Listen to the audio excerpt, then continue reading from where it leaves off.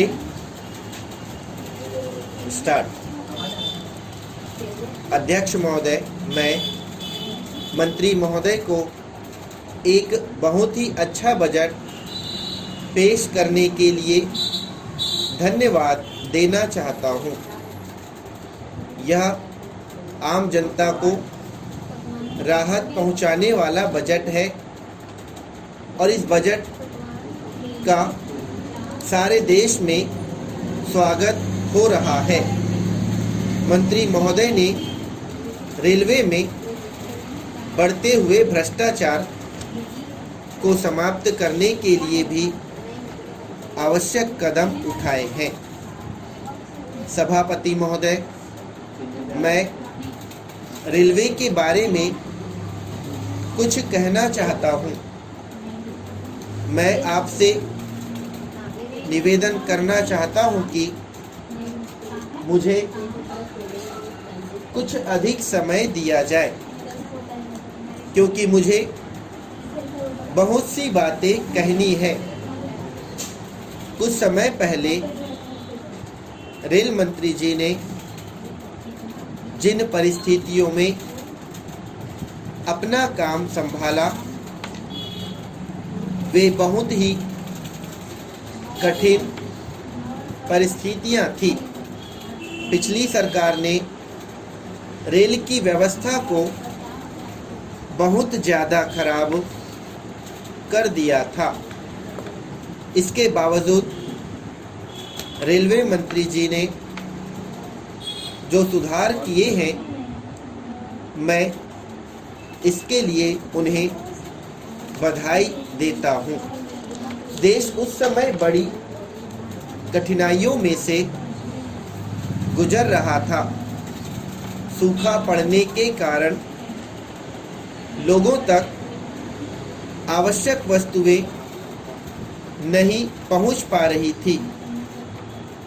ऐसे समय में रेलवे ने लोगों तक आवश्यक चीज़ों को समय पर पहुंचाया, जिससे कि आम जनता को अधिक परेशानी का सामना न करना पड़े।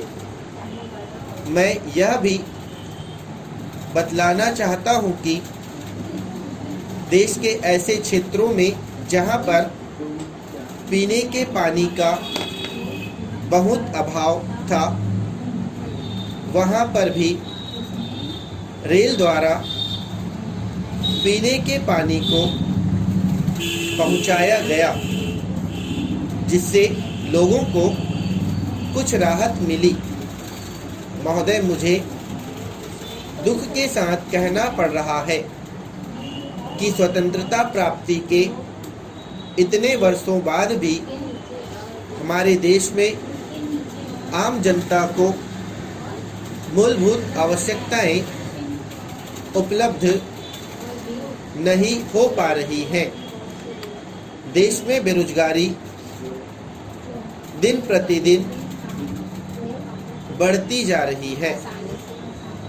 इससे हमारे देश की जनता के मन में बड़ा असंतोष है।